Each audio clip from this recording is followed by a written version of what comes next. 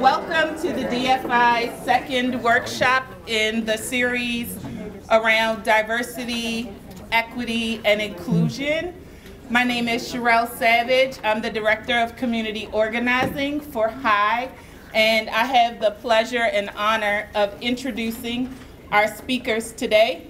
Cherie R. Brown is founder and CEO of the National Coalition Building Institute, otherwise known as NCBI, a Washington, D.C. based nonprofit leadership training organization.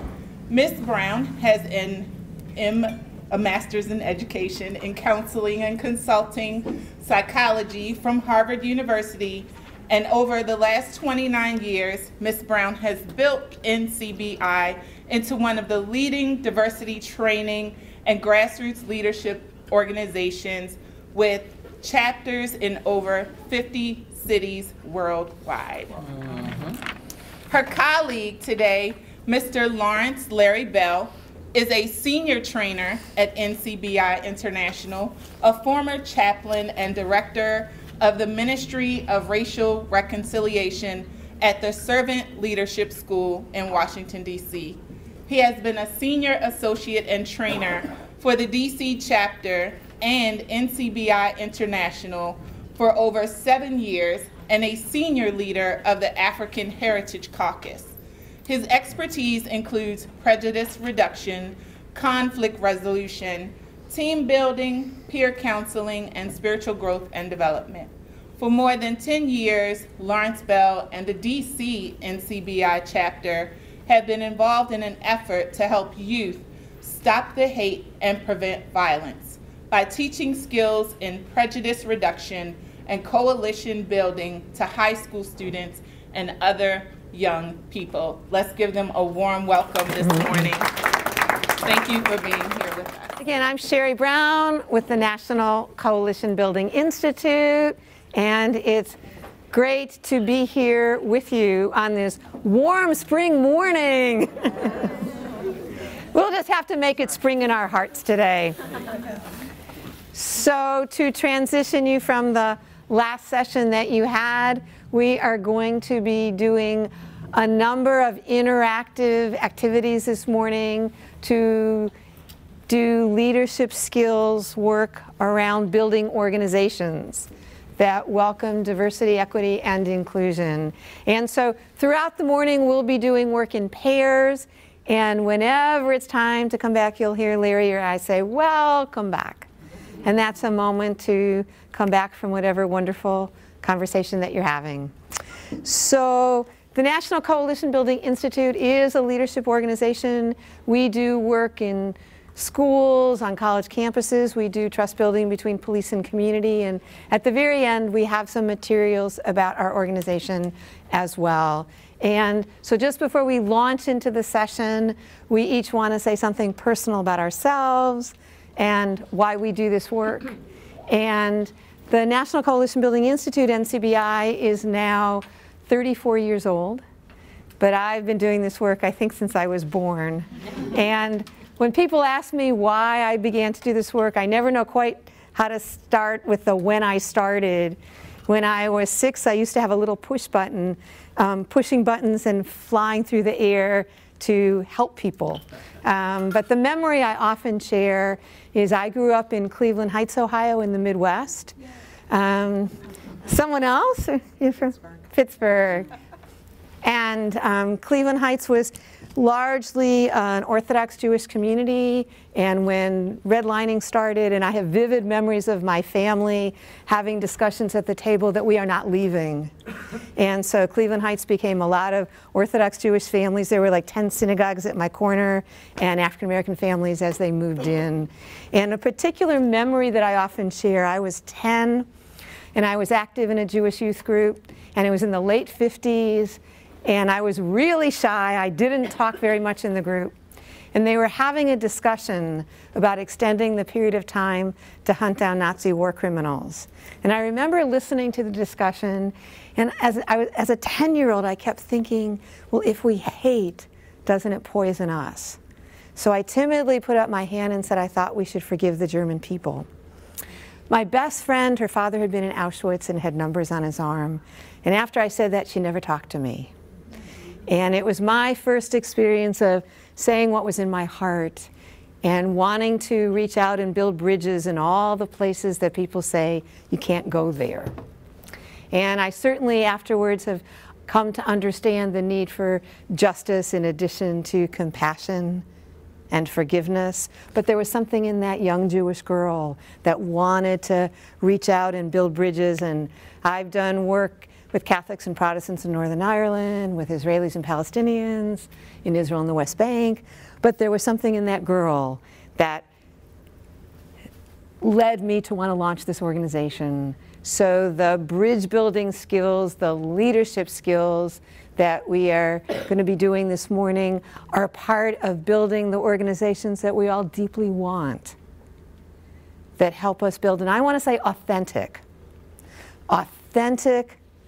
bridge building skills across group lines. So I'm thrilled to be here with you and look forward to a great morning together. Good morning, everyone. My name is Larry Bell. Hey, I'm a native of Washington, D.C. I thought I would throw that in.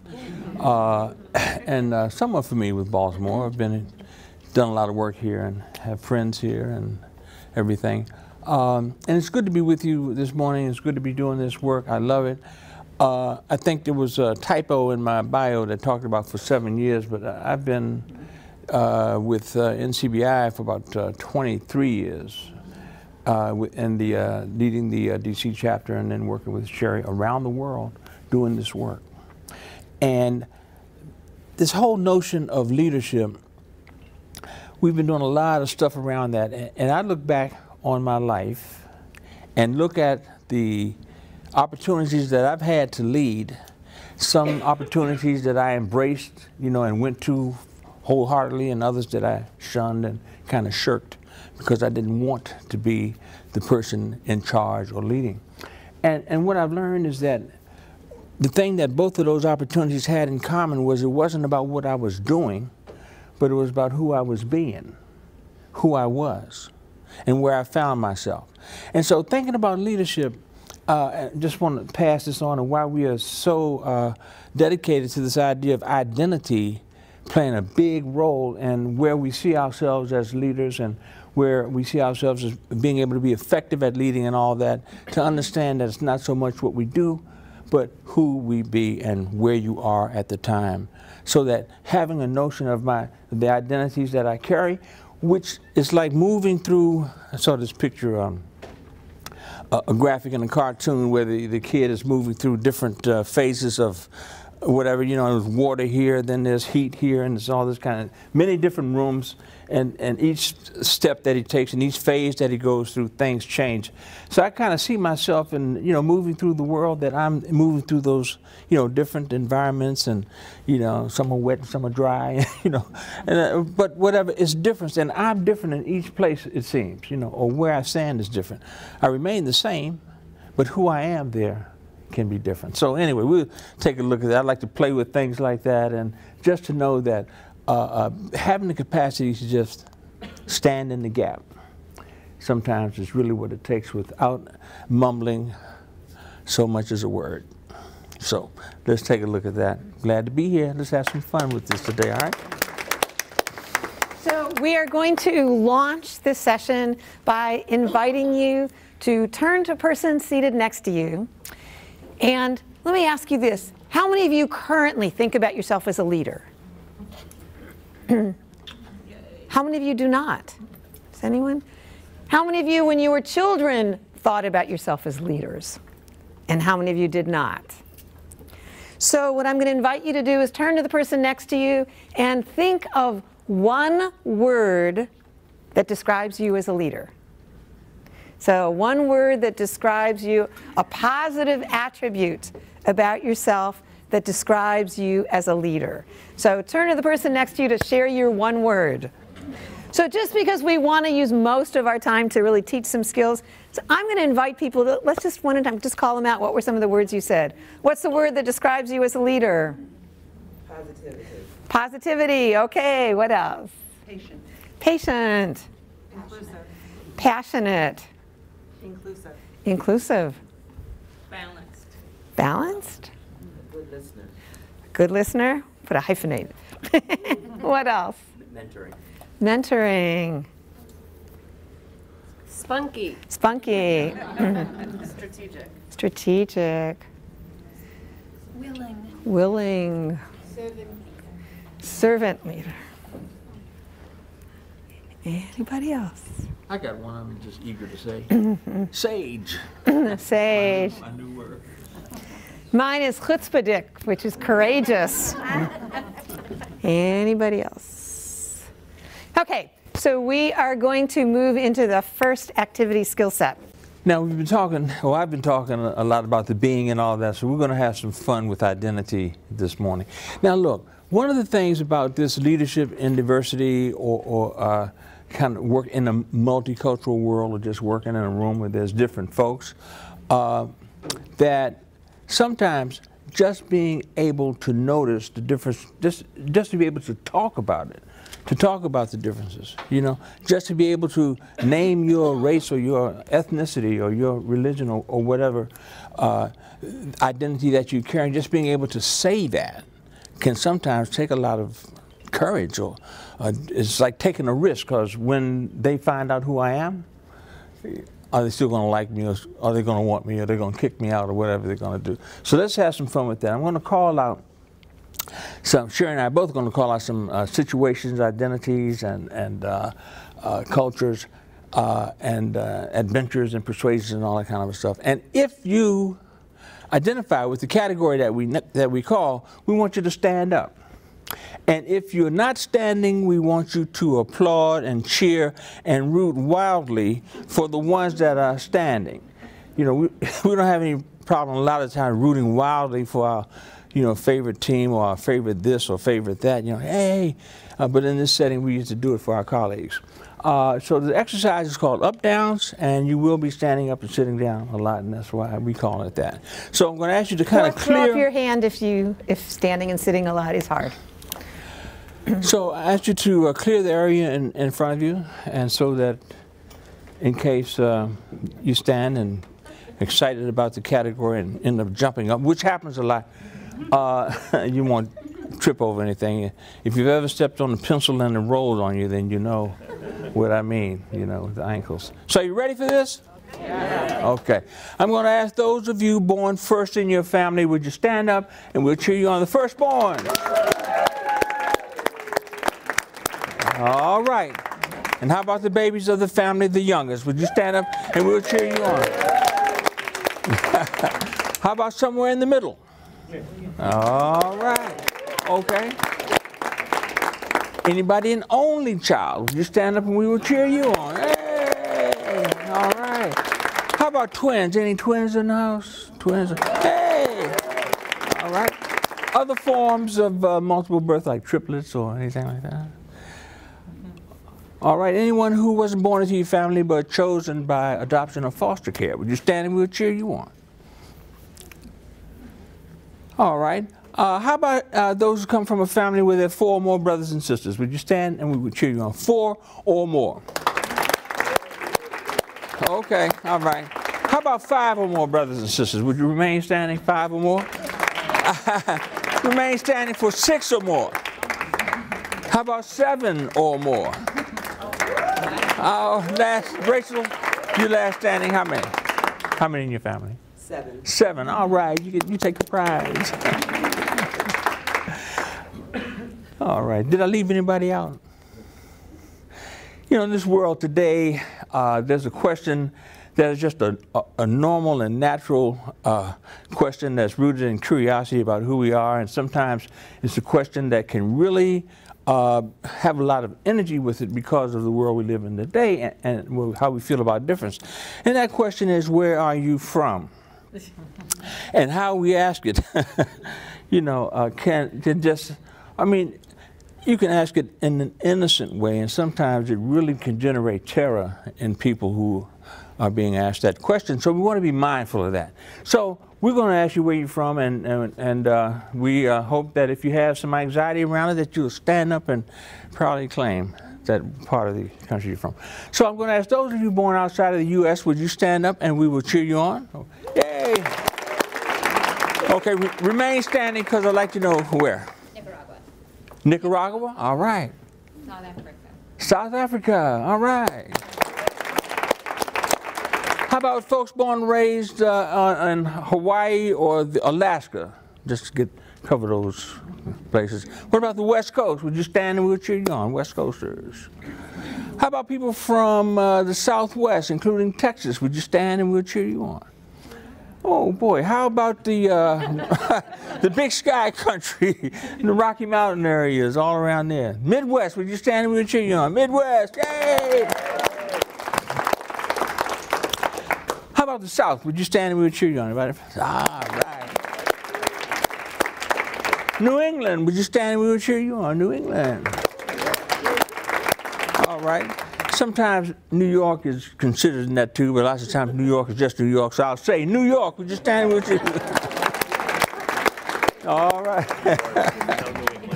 What about Pennsylvania, Delaware, Maryland?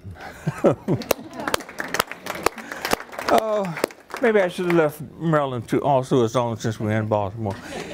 Anybody from Baltimore? Would you stand with you on Baltimore people? Yay.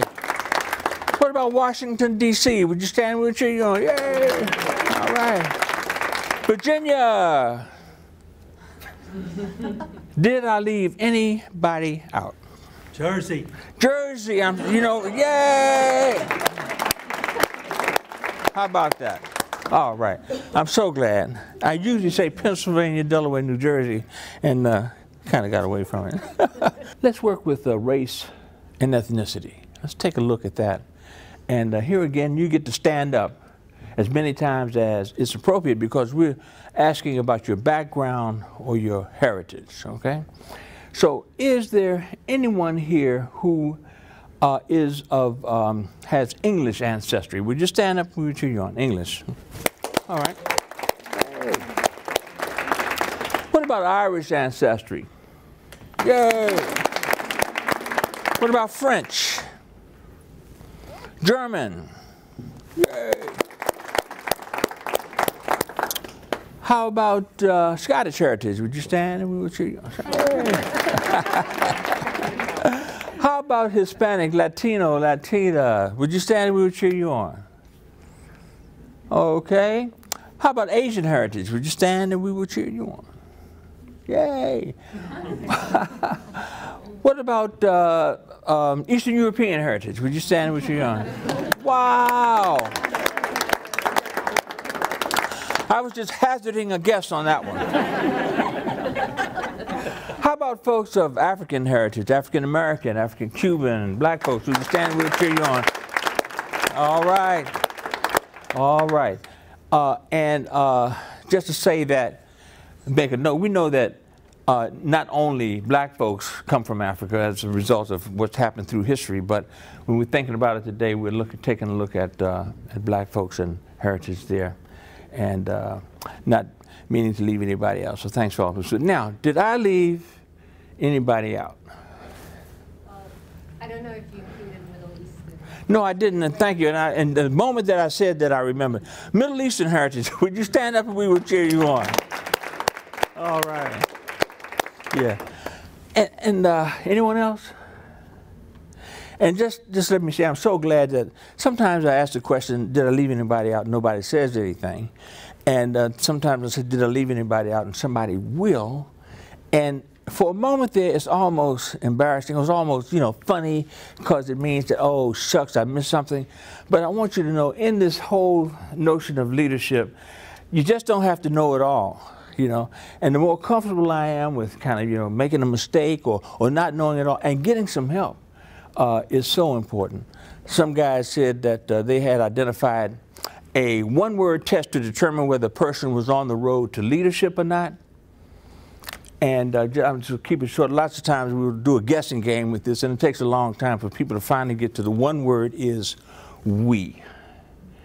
When I acknowledge that I don't have to do it alone and that I'm not alone, things change. So let's take a look at religion. So how many of you growing up was religion an important thing in your household? Just by show of hands. And how many was religion not so important? Okay. So we've got a little bit of both. So let's just take a look at what it was like growing up in your household, okay? And I'll ask, so how many of you growing up were raised, or your parents thought you were raised Catholic? Would you stand and we would treat you on Catholic? How about Protestant? Would you stand and we would cheer you on? Now, just say, when say Protestant, it's usually, referring to anything other than Catholic, but I know that, so if you have a particular denomination that's not Catholic that you'd like to be acknowledged for, want to call it out for me now? Methodist? Methodist, all right. Anyone else Methodist, would you stand? Okay. Here we go. just to get everybody in, okay? Baptist, all right. Well, any other Baptist, would you stand and we'll cheer you on? Okay. And I'm doing this because lots of times you say Protestant, and not every person who is not Catholic in the Christian faith, won't stand up. So is there anyone else, a Christian that I didn't call and you'd like to be noted and we can cheer you on? Would you call it out now for me and we'll give you a chance to stand up and be cheered? Jehovah's Witness. Jehovah's Witness, would you stand and we'll cheer you on? All right, yeah, there you go. All right, thank you. Anyone else? All right, how about Jewish? Would you stand up and we'll cheer you on? Yay. Huh? Well, any way you want to look at it. Because we're going to get to that next question then. Okay. All right, let's give the Jewish folks a hand that are standing. All right, okay. And we'll say, for those who grew up in one faith and then changed to another faith, would you stand and we would cheer you on? And how about folks who consider themselves to be not necessarily religious, but spiritual? Would you stand and we would cheer you on? Mm-hmm. Do we have any Muslims in the house? Anybody who was raised in Islam? Would you stand and we would cheer you on? What about atheists? Would you stand and we'll definitely cheer you on? Buddhists? Okay, so who am I leaving out in the category of religion and you'd like for us to know and cheer you on for? Just call it out. Who did I leave out? Interfaith. Interfaith? Interfaith? Interfaith, would you stand and we will cheer you on? Yeah. Yeah. That's cool. It's just good to know who we be, where we are. Okay? Good job, folks. Let's just keep up the good work. All right. So we're going to do a few more categories, and one of the things that happens is you started out, wildly applauding each other, then gets a little quiet, and this is an important diversity and inclusion skill, which is everyone wants to know you're glad they're in the room. And I want to say one more thing about this piece before I do a couple additional identities, which is there's a bunch of things here that we're looking at. One, always noting who's in the room and who's not in the room. If you're building a coalition, if you have a meeting, whose voices are in the room and who's not. The second is being able to stand into identities. It's a big part of what we're working on this morning, because to do diversity and inclusion and equity work and take leadership in it, we have to start with being comfortable about identifying ourselves and standing into our own identities and being able to talk about these different groups. And there's this interesting piece around identity work, which is some folks say, stop talking about all these group issues. We're all human. I read many articles, what are called identity politics. Like, we're all talking so much about identities, we forget that we're all human. So on the one hand, the most important thing is to remember that we're all human together. On the other hand, if we ignore it, if I said to my buddy here, Larry, I don't even notice that you're black. Number one, I'm lying. But what it also means is if there's racism that comes down around him, I won't notice that either. So the great challenge around doing diversity and inclusion work and taking leadership is that we want to be able to do it in such a way that the depth of our common humanity rises, while at the same time we do deeply understand and acknowledge the many differences amongst us that have deeply shaped us, which is what this up-down piece is. So the next piece I'm going to do is gender, and I'm going to do 3 categories for gender. Those that identify as male, those that identify as female, and those for whom what we call the binary identities are not sufficient. NCBI does a lot of work on college campuses. You cannot enter a campus and just do male-female anymore. You know, having done this work for 33 years, part of what the work is you have to keep seeing where changes are and do the work yourself to go with those changes. So those that identify as female, please rise and be welcomed, or throw up your hand. Those that identify as male, please stand or throw up your hand and be welcomed. And anyone for whom the terms male and female are not sufficient for your identity, to stand and be welcomed. So, and again, because we don't have someone identifying in a particular space, doesn't mean they're not in the space. And that's always an important piece to always remember. The next category I'm going to do is age, and is she going to ask me how old I am? Uh-huh. There's all kinds of issues around age and around diversity. I was just sharing with some friends yesterday, I've been doing these weekends for young adult Jewish social justice activists and doing intergenerational work. And whether it's amongst Jews, around black liberation work, women's liberation, there's huge intergenerational differences right now that are really ripping young adults from elders. And so being able to look at age, there's a discrimination for being younger or looking younger. There's a term for that, it's adultism. Adultism is a discrimination and mistreatment of young folks. There is discrimination for elders, and that's ageism. And to do intergenerational work means being open to building authentic relationship with someone 20 or 30 years different. And that's different. Mentorship, someone said, is a wonderful skill. But mentorship is different than peer, authentic, intergenerational relationship. So I'm going to do age and tenure increments and invite you to proudly stand for the decade you currently belong in. So let me just start. Anyone here in their 20s?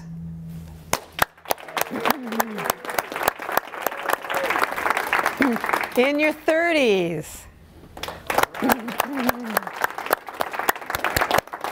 In your 40s?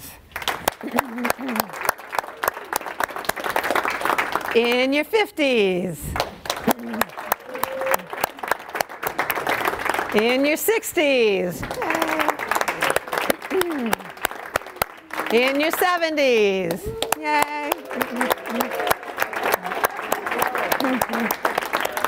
Anybody 80s? Or so in our group, we span 20s through 70s.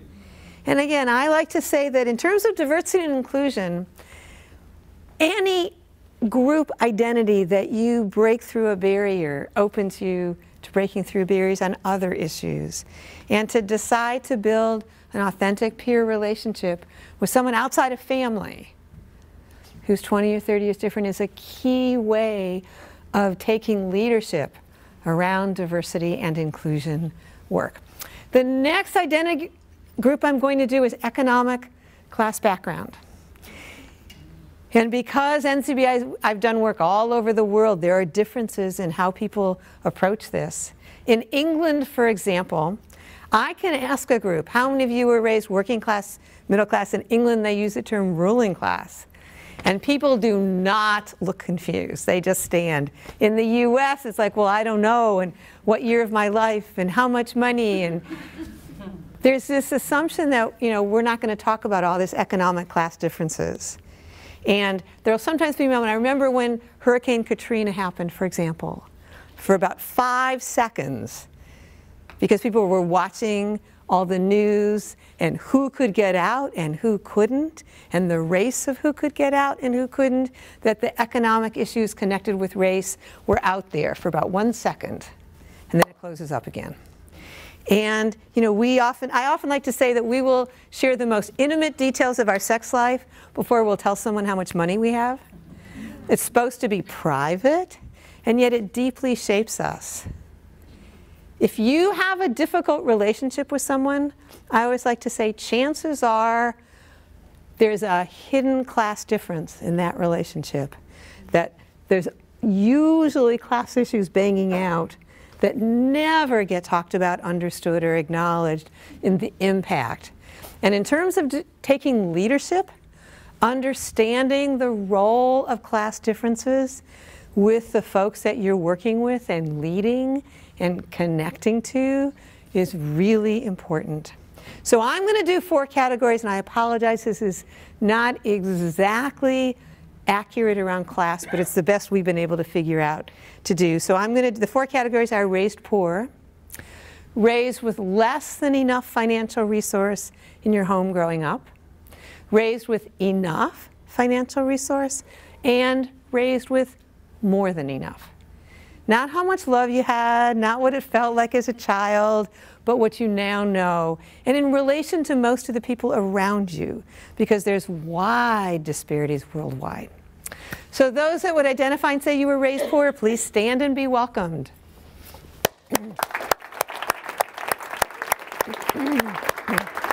Raised with less than enough financial resource, less than enough. Raised with enough financial resource. And raised with more than enough financial resource. You also get to notice, as Larry and I are doing these different identities, which ones, when I said male and female, you just jumped up and looked pleased with yourself. And around the economic class, both less than enough and more than enough, kind of everyone looks down, you get kind of real quiet. And I always like to say those of us that would like to change how resources are disseminated, we still get to be proud of where we come from. If you were raised poor or raised with less than enough, you're a great person to have on the team because you know how to do a lot with a little. Those of you that were raised with more than enough, you're a great person to have on the team because you know about having expectation, which is a great skill to have as you're trying to do work. So wherever we come from, and this is such a key part of diversity and inclusion work, wherever we come from, we get to reach. So I'm not going to stop and ask you which of these identities did you proudly feel and which ones were you like, I'm not sure I want anyone to know. But I want you to note it inside, because that's where your work is. If it isn't easy to stand and claim that, because a lot of what this work is being able to talk about it. Name it, stand for it, talk about it. So we're going to do just a couple more. There are some identities that are visible. Gender is often, but not always, a visible identity. Race is often, but not always, a visible identity. So that the misinformation that happens comes from something that's visible. There are other identities that are not visible. And there's a funny confusion that goes like this. Well, you can hide your identity so the discrimination won't be nearly as great for you. And that's not true. If you have an identity that you can decide whether to share or not, embedded in the oppression is always having to decide, do I share this information, do I not? So one of these is on sexual orientation. So I'm going to ask a prior question on this. How many of you know someone, friend, family member, colleague, who you know identifies in what we call the Rainbow Coalition? Gay, lesbian, bisexual, transgendered, to stand and be welcomed. If you know anyone, if you have any relationship. Thank you. And I like to ask that first, because before I ask who wants to be out, I want people to know that people have relationship. Because I once did a training in a group that nobody stood for knowing people, and I want that. So those of you that identify as LGBTQI and want to be out, to please stand and be welcomed. And we will applaud anyone in the room who might carry the identity and not in this moment want to be out.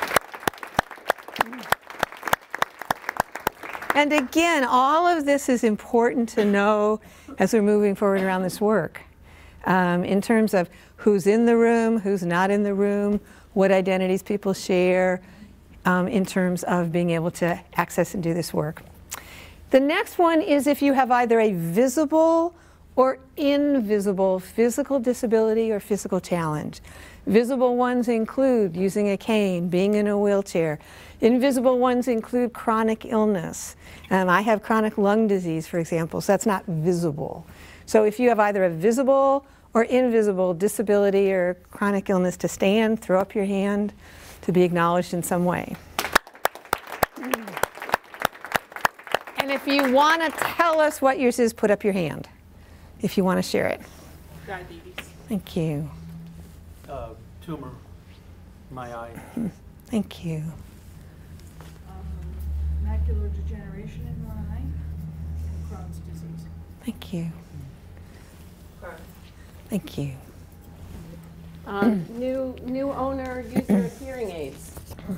Thank you. Was that a hand also? Me too. You too? Who? It's amazing. I mean, part of what this work is, I often like to say that people often assume the work is being able to appreciate difference. It's also being able to acknowledge similarities. We want to know who's like us.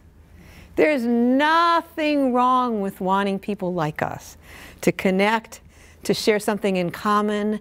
The problem is when we only want people like us. This work is about building close, authentic relationship with people that are different, and building close, authentic relationship with people like us. So the last group I'm going to say is, it's a term we say in NCBI, private identities. There's all kinds of things we've been challenged with or struggled with that we don't readily talk about because people have all kinds of feelings about it. And they include a huge range of things. Being raised by a single parent, growing up in a home where there was divorce, being a single parent, being divorced, being an adult child having survived something, alcoholism, sexual abuse, physical abuse, having lost a parent or sibling early in life, being a single parent, being divorced, having served in the military. There's a huge range of things. So I will just say private identities, and standing won't mean you have to tell us what yours is unless you want to. So anything I've mentioned or anything else in your mind that's a private identity, to please stand and be welcomed. And again, I want to note for just a second how I did that, which is we all get to stand and say, I've got something. And then it's always a choice if we want to share that information. And I often like to say also, if someone bugs you, get to know their life story.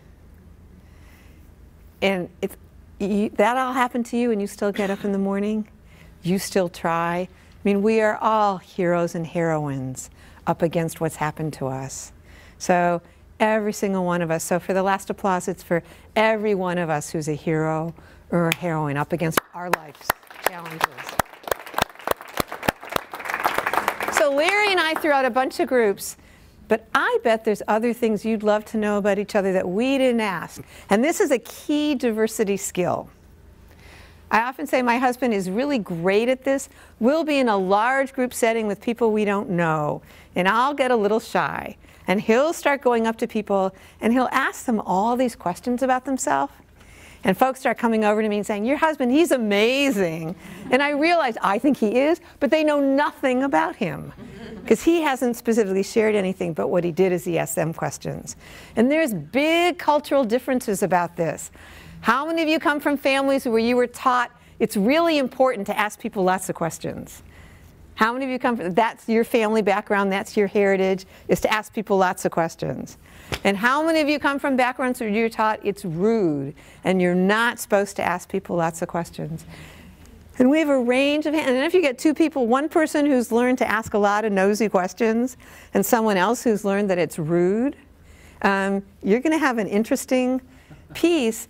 It is an important diversity skill to be able to ask people questions about themselves. So I'm going to invite you to turn to someone next to you and think of an up-down question that Larry and I didn't ask? How many this, how many of you that you would love to know about folks in the room? So turn to someone next to you and think of an up-down question. So we'll have time to do just a couple. What would you love to know about each other in the room that we didn't ask? So either you or a family member has mental health issues. Stand, throw up your hand. Thank you. What else would you love to know? Do you want to do yours? The big elephant or donkey in the room. Did you lose friends over the last election? So you want me to phrase it that's how you want to ask it? Did you lose friends? Did you lose friends over the last election? All right. Do you want to ask how people identify? Well, this may be the only time in the world, in this country, at this moment, you will get applauded for all identities. So I'm going to, in the 3 categories we usually do is Democrat, Republican, Independent. So that's how I'll do it, and then see if anyone has a different identity other than that. So those that want to be out and be out and identify as Democrats, please stand and be welcomed. Those that want to identify and be out as Republicans, please stand and be welcomed. Wow. Those that identify as independents, please stand and be welcomed.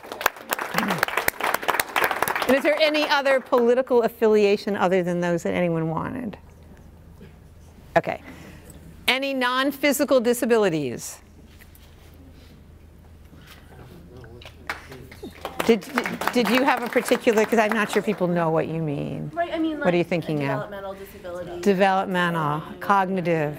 Developmental, cognitive disabilities, or family members, because that was, if you have a family member, anyone, okay? And I think you had one? Oh, education level.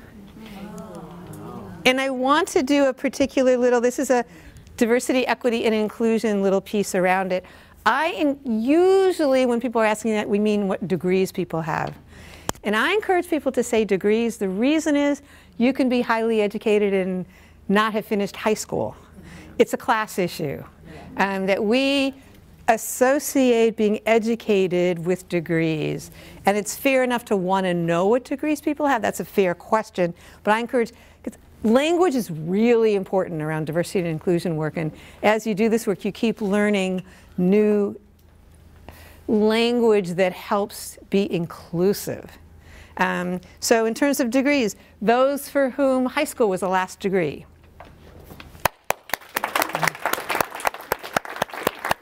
Those who have some college but not a college degree. Those who have a bachelor's degree and that was your last degree. And those who have some form of a graduate degree. But again, the class issues is so important on this piece. Any last question? Okay, we'll make this the last one. I wanted to know how many people are caregivers. Okay, you're a caregiver. You're a current caregiver. How many people were caregivers? How many people at some point were caregivers? And there are many, many other things that we could ask about each other.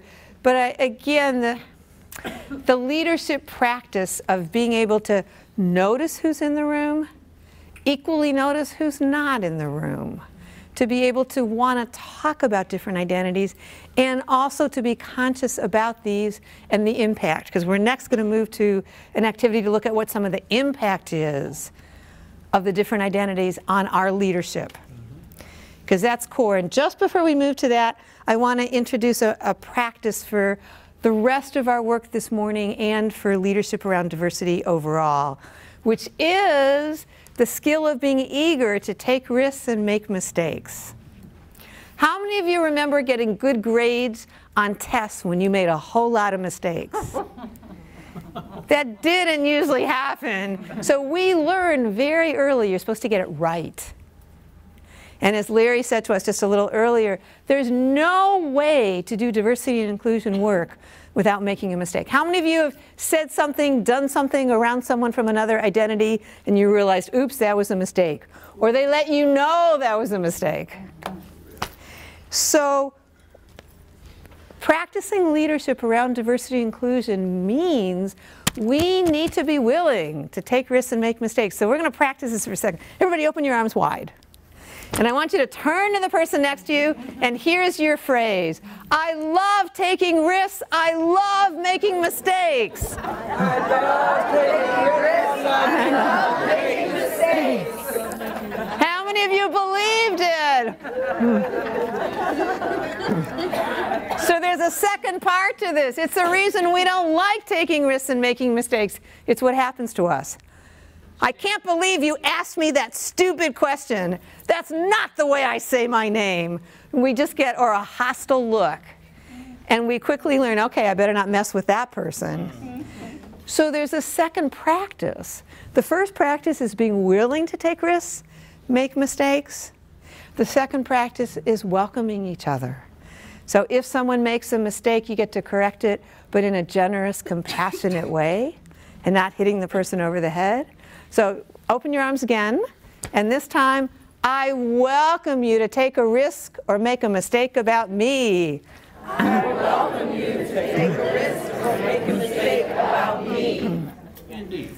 I often share, I remember I was working at Eastern Mennonite College many years ago doing an NCBI program, and there's this young man, and at a break he came up to me and he said, I just want you to know that at first I thought because you're Jewish I couldn't learn anything from you.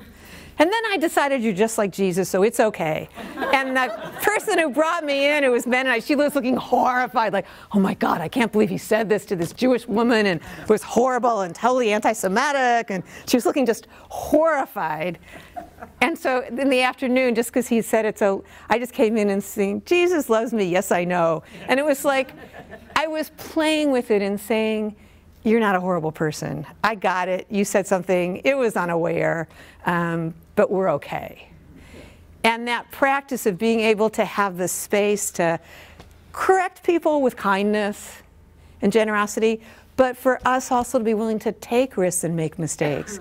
If we're so cautious, we can't take leadership around this diversity and inclusion work. So we're going to hold that practice of taking risks and welcoming each other as we move to this next piece. Exactly. This next piece is going to be a pairs exercise, and we call it leadership pairs, because what we're doing is we're taking a look at the many facets and aspects of our own identity, then crystallizing it and boiling it down to our main and primary identity, and then looking at that and embracing what do I draw from my primary cultural identity? What strength do I draw as being a member of that group or holding that identity? Where do I reach back and get strength to move forward in? So what's the strength? And then where am I challenged? You know, what's hard?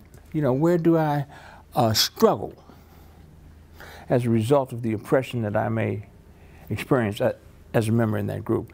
Now, oppression is a funny thing. We'll talk more about that, but it's hard to be a human being moving through life and to not have experienced some kind of oppression, even as you start as a little child who is raised by bigger and older people. And I heard somebody talking about their training style as a parent. It was on public radio. And I can't remember exactly what it was, but it was more or less like she had a cane and, you know, cracking the whip was what her style was, you know. And but this is a woman who's learned since about being that. It was about the women's program. Did anybody hear that program on NPR? Okay, no. All right. So anyway, now you're going to get a chance to find a partner in the room, all right? And when you meet with your partner, you're going to introduce yourself by all of the key identities that we just shared in the up-downs, then boil it down to your primary identity and share that, and then the strength and the struggle. And Cherie and I are going to demonstrate it for you so that you have an idea what it might look like when you put it into practice. Okay, Cherie, Hi, Hello. Larry. Nice to meet you.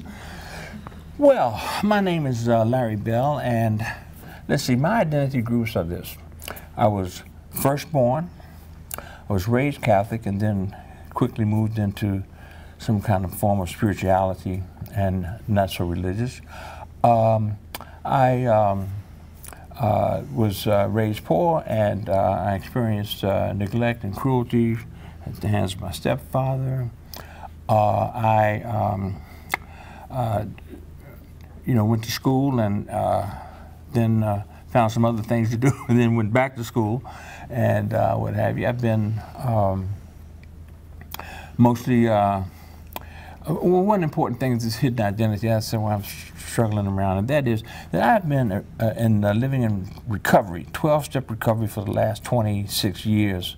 And so that struggle with alcoholism and addiction was a tough one to overcome, and it's been one that I share as a private identity. So, of course, I'm black and U.S.er, and heterosexual. And my primary identity is I consider myself to be an elder, a black man, a black elder man. So there you have it. All right, so my identities, I'm Jewish, I'm female, raised working class, daughter of small shopkeeper, raised in the Midwest. I'm deeply spiritual, I'm an activist as long as there's breath in me. I'm a dancer, and I'm in an interesting relationship. I'm a proud, strongly identified Jewish woman. I'm married to a former Roman Catholic priest who just 2 years ago figured out he has Sephardic Jewish heritage. How about So, that? Yeah. so that's some of my identities. And my primary identity is definitely being Jewish. Thank you, thank you. Now, I identified my primary identity as being an elder, a black man who is an elder now, which is strong for me in the culture that I was raised in, because there was a certain amount of respect and authority that was given to the elders, you know. And what I noticed mostly was there was, in that eldership, there was this courage to be kind, to bring forth kindness, and to introduce kindness as a part of what is missing from our equation when we're trying to overcome whatever it is, oppression, violence, and etc. So that's a strength you get in your strength. leadership. Yes, indeed. And then the other piece is in being an elder, that sometimes you're almost invisible, it seems, you know. And I've tracked it to age and getting older, and so that can be kind of scary, you know. Yeah. Thank you. So the strength I get from being Jewish that I bring into my leadership is I feel like a lot of people at this moment are pretty discouraged around things in this country and on the planet. And there's some incredible strength that I get growing up in a Jewish home around not just survival, but I feel like there is no choice but to do tikkun olam and make the world right. So it's like, I feel like I keep going when other people around me are retiring or doing this or giving up. And I mean, I said, as long as there's breath in me, I'm not giving up. Right. So, and that for me deeply comes from being in a Jewish home, and it totally strengthens my leadership. And I think the biggest struggle around my leadership, I mean, it's shifting a little because of the current political climate, but I find that there's zero awareness really about anti-Semitism. And I joke, I'm going to write a book, I'm not anti-Semitic, I just don't like you. And I feel like a lot comes at me in my leadership that people have no knowledge of the historic impact, and that there's deep anti-Semitism in it. And so I think the fact that in my work I find all the time that people are pretty clueless about Jewish oppression, and that deeply affects my leadership. Right. So that's the struggle in my leadership. Thank you. Yeah. All right. Yeah. So there's that picture worth 1,000 words for you, and now's a good chance to find a partner. Maybe somebody you don't interact with that much, make a new friend. Yeah, or maybe something. stand up, move Yeah, around there. And move the around. questions we just did are right up there. Now, before we take a break, we want to hear from a couple of folks, and that is, first of all, I'd like to know, just by a show of hands, how many found this to be a difficult exercise? You know, like just hooking up with somebody and then talking about yourself and all that is found as a struggle. And folks that it was easy for, I just really go right to it. It was only easy because the two of you did it first. Well, thank you very much. That's our hope. Yeah, that is the hope. But you know one thing, speaking about leadership and all that, the more I work on myself and who I am and my identity and where I struggle and where I have strength, then something happens to me that I might not even notice. But there's a certain slack in my being that brings people to me telling their life story. You know, I mean, like, it's really a contradiction for me, you know, now that I'm a little older, it's okay, but, you know, to have been a big black man through my life and where most of the time fear seems to be, or anxiety seems to be what people's response to my presence, but to reach a time in life where, and still being relatively young and having people to feel comfortable in my presence, to find some belonging and all that. So I think, for me, that's a big piece of leadership. So let's hear from a couple of folks who would like to share. Let's get your primary identity and your strength and struggle. So the next piece we're going to move is a particular leadership skill around empowerment. And the specific skill practice we're going to demonstrate and then teach, we're going to do some role playing, and then you're all going to get a chance to practice, is what do you do when you've heard someone make an oppressive joke, comment, or slur? How many of you in the last year have heard someone say something that you thought was a little off? It's not unintentional. It's just that people say things all the time that we kind of go, ugh. And we tend to not know what to do. And when I was first putting the NCBI workshop models together, I was doing workshops all along the East Coast campuses between blacks and Jews. This was in the late 70s, early 80s. And we had a social scientist come in to test what we were doing in our programs to see what was effective at changing people. And what we found was it was this practice of teaching people skills for what do you do when you've heard some oppressive joke, comment, or slur. And what we found was the students and staff and faculty on the campuses, having learned this particular skill set, were taking on institutional change on their campuses around diversity issues. That most of us, I mean, how many of you, you know, at the middle of the night or when you wake up early in the morning, are aware of sometimes feeling less than fully powerful, that you can make all the change you want in the world, particularly in these times? And so one of my teachers was a community organizer, Sala Linsky. And if you've read Rules for Radicals, and when I was a college student at Hillel in the late 60s, he came and trained a group of us to do an action. And he was one of my mentors and teachers. And one of the things that Alinsky taught was, if you want to empower people, what you have to do is give them winnable victories.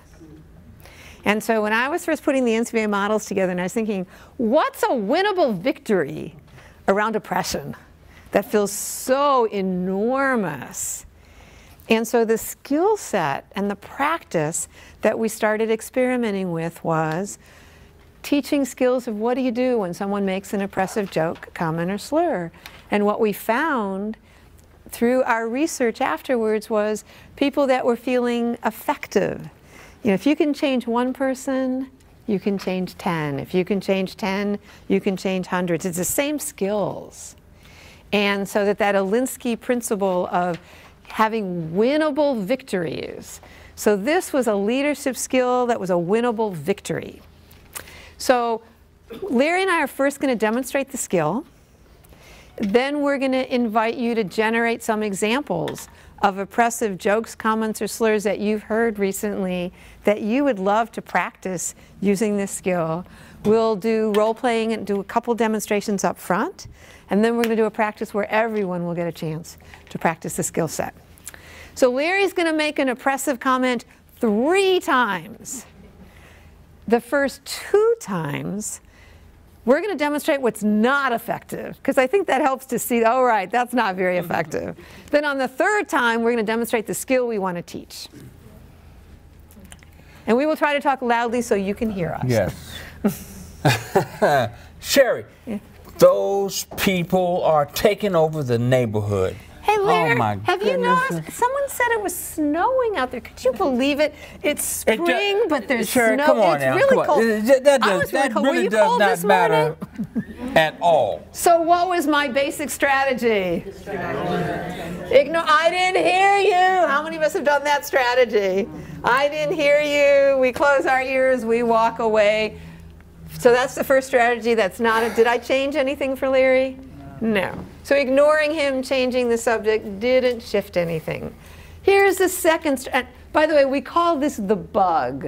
An NCBI leader, Robert Dungy, and that was the bad strategy. This next is the ugly strategy. Cherie, those people are taking over the neighborhood. What do you mean, those people? Whoa, I can't wait a minute. Maybe you should live out of that neighborhood. Why you gonna be It's so people high like you and live in mighty? this You know what I'm neighborhood. talking about. You shouldn't be in the neighborhood. What was that strategy? Confrontational attack. Was that very effective? How many of us have ever used that strategy? And for those of you that are thinking you haven't, there's what I call the white middle class polite version of that. That really offends me. In some way, we basically say to the person, you're bad. There's a phrase we use in NCBI, guilt is the glue that holds prejudice in place. I'm going to say that again. Guilt is the glue that holds prejudice in place. The more you target someone, the more you, and there are people that do training this way. Mm-hmm. You know, we're going to tell everyone how racist they are, and then when people get defensive, like, well, that's their problem. That when you point a finger and attack someone or put them down, you haven't helped to shift anything. So now we're going to look at the skill set we want to teach. So we've done, so that was, the first was the bad strategy, second was the ugly strategy, now we're going to look at the good strategy. Cherie, those people are taking over the neighborhood. I mean, I just don't know what I'm going to do about this. And, you know, and everything just gets me like this. And I'm, Larry, oh, hey, man. Did something specific happen? Oh, well, I mean, well, it's a lot is happening, but mainly what's going on is that I don't feel at home anymore. Wow. And just everything has changed. I'm sorry. I don't feel at home anymore. Did something particular happen that made you not feel at home anymore? What happened? One thing in particular happened. You know, businesses come and go. Yeah. But there was a business that was in the neighborhood for a very long time. My favorite little corner store that, you know, you could go and get your little items and have, you know, chew the fat a little bit with the clerk that got it on the place. And he ended up selling, and you know, the neighborhood couldn't support him anymore. So, you know, wow, it's not feeling like home at all. Wow, I'd love to talk to you more about that. So what did I do the third time I did not do the first 2 times? What did I do the third time? You listened. I listened. What was my tone? Soft. Okay. And what else did I do? I listened. You acknowledged his concern. I acknowledged his concern. I asked a question. And what question did I ask? What's going on? What happened? Is it something? Did something specific. So it's moving. I mean, when we have this kind of the global, I'm really upset at my neighborhood. Did something specific, you know, wow, Larry, you sound really, I connected my tone, but I also did something specific. I was trying to get a story. So first thing is tone. Second is asking questions that will help to decrease defensiveness. In the first, when I ignored him, that increased his defensiveness, didn't it? Mm-hmm. When I attacked him, that increased defensiveness. So when you increase defensiveness, you have a wall, then it's harder. But we're looking at what decreases defensiveness so that the wall goes down. And then the third piece is that we talk about in NCBI, you can't have two ouches at the same moment. What does that mean? Imagine if I had a pain in my arm and I went to a doctor and I said, let me tell you about the pain in my arm. And the doctor said, yeah, well, let me tell you about the pain in my leg. You know, we laugh. That sounds ludicrous. But isn't that what happens all the time? You tell someone, let me tell you what you did that really upset me. Yeah, well, let me tell you what you did. And you go like that. Someone has to decide to put their ouch in the parking lot. Now, when you put your car in a parking lot, as long as you remember where you put it, you can go get your car afterwards. So it doesn't mean that you never get to say what bothers you, but somebody in that moment, I had to decide to put my, and to put my ouch aside means to put my upset about what Larry is saying. Because you have the bigotry up here, and underneath it, someone is saying, ouch. And what most of us do when we deal with jokes, comments, and slurs, if we say, again, either we ignore it, but if we say something, we just attack the upset, we attack the comment. We don't ever get to what's underneath, which means it can't change. So to temporarily put your ouch in the parking lot, and the other way I like to talk about this is, imagine if you had a cup, and the cup was completely full with liquid. Can you put more in? What do you have to do first? Spill it, drink it, get rid of some, so there's some space in there. And what we try to do, even in the best of sense, is I'm going to give you more information. I'm going to tell you why what you said was wrong. I'm going to tell you what's really true. And when a cup is full, there's no space for new information. So as much as we want to give all the smartest information that we know is really accurate, when someone is saying something that we are clear is not accurate. So if someone, for example, says, boy, if you're a woman or a black person, you get all the jobs around here. What might they be saying? So that's the bigoted, that's the comment. What might the ouch be underneath? I don't have a job. And what most of us try to do in that moment is, well, don't you understand that blah, blah, blah, blah, blah, blah, blah, blah, blah. But the cup is full. There's no place for that until you've drained the cup. So the key skill practice we're looking at is to be able to use tone, ask questions, to get a story. One of the other concepts we use in NCBI is we don't change people's minds, we change their hearts. I'm going to say that again. We don't change people's minds, we change their hearts. And what changes hearts are stories. When you can get a person to share their story, they've gotten listened to enough, then the cup has gotten less full, there's some space. So that's the key concept, is we're trying to look at creating some space. So we now want to work with some examples of yours. So I'm going to invite you to turn to someone near you and think, what's an example of an oppressive joke, comment, or slur that you've heard in the last year that you'd love to see? How would you use these skills to try to shift something for someone making that particular comment, joke, or slur? So turn to someone near you to think of an example. So we're going to make a list of what you came up with. What's the example of an oppressive joke, a comment, or a slur that you'd love to practice these skills? So what'd you come up with? Talk to me. Yeah. Okay, so I'll say, I'm trying to be careful. Okay, so the community, so I work for Jewish Volunteer Connection, so I'll do a more broad work-related one. And for this thing, we just really need the phrase. It's What's more the? of like, people will not go to the city to volunteer. You need to bring volunteering to us. Okay, so for this, I'll just say we don't want to go to the city. And is it because it's not safe? Is that the? It's about safety. So then say, I'm not going into the city, it's not safe. We'll just put that. Okay, thank you. What else? Yes, Sally. So a guy was telling me, just just a story unrelated to what we were initially talking about. And he said, well, yeah, I used to go to that Dorchester County, just another part of Maryland, and say, well, yeah, and the people down there, they live in trailers and throw their trash out the backyard. And I was like, Okay. So they live in trailers and throw out their Get a trash. check in the mail every month. And get a check right. Yeah, he laid They get a check, the whole thing. We know exactly everything about them. They live in trailers, throw out their trash, get a check in the mail. Okay. What else? David? There's something throughout my life that I've heard is that talking about frugalness, but you don't have to be Jewish about it. Okay. Meaning, And Jew someone down. okay, that's Yeah. the other one.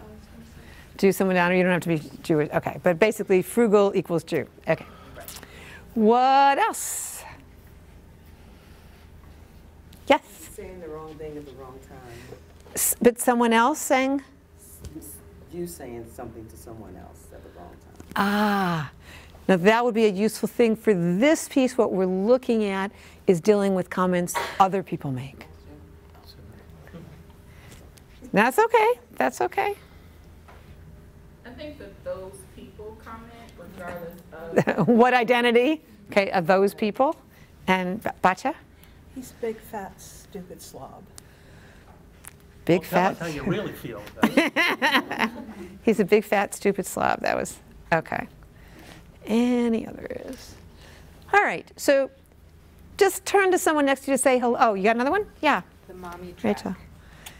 Using the phrase? Like you're on the mommy. You're on the mommy track. Turn to someone next to you just to say hello for a second. We're going to choose two to work with.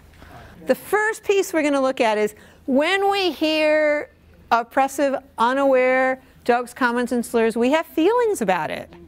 How many of you ever have the experience if someone says something and you freeze, they're down the road and you're like, okay, now I'm ready to handle it, get back here, they're already gone. Yeah. So we're going to do two parts to this. First, I'm going to give Erica a chance to vent, to say the least polite thing, not what she would ever say to the person, but what she feels like. Who has a venting buddy at work or in your life? You go to the person, do you know what that idiot said? And then you go handle it. We kind of intuit. We need some place away from the people upsetting us to vent. So I'm going to give Erica a chance to vent first. Then we're going to look at practicing the skills. So you get to put your hands right on top of mine, just like that. And I'm not going to the city, it's not safe. They have to come to me. And you get to shake my hands, and this is not the thoughtful response or what you would actually ever say. This person will never hear it. You get to say just... My boss is over there. You get to shake my hands and say right from your gut the least polite thing that you feel when you hear that. Well, I'm not going into this. I mean, it's not safe. They have to come here. So freaking privileged and so elitist. Just pisses me off. This is not the work that we do. How can you tell me to bring needs to you so you can feel good about doing good things when the needs are in the city where you need to go and feel good about doing good things and just helping others? end up, you jerk. Why do we do the work that we do when they don't stop doing what they're doing? All right. So. And we call this a demonstration because I'm not assuming Erica's gotten rid of every feeling she will ever have about someone that makes that. But we do need to, that's why we want to acknowledge that we have feelings that get in the way of practicing the skills. So you do have to have places to vent and release the upset around it. So now we're going to practice. I need someone to come up. I will not assume you would ever make this comment, but I'm going to invite someone to come up to be an ally to Erica. You're going to make the comment so I can step back just to coach her on an effective response. Okay, thank you. And it's Rachel, right? Rachel. Okay, so you got your line, Rachel. I'm not going in the city. It's not safe. And Erica, this time we're with tone, asking a question. You're putting your ouch in the parking lot. You're trying to get it maybe what's the ouch underneath, or get a story. Okay, take two. I'm not bringing my family into the city to do that volunteer project. It's not safe there. Can you make us a volunteer project that works for us? out in Lutherville. I appreciate that you want to volunteer where I live. What is it that you're looking to do with your kids? Well, I would like to teach them the value of helping needy people. That's wonderful. That's exactly what we're here to do. What area of the city concerns you? Okay, let's freeze it. Let's give her a hand. So we'll start with, what do you like that Erica did? What did she do well?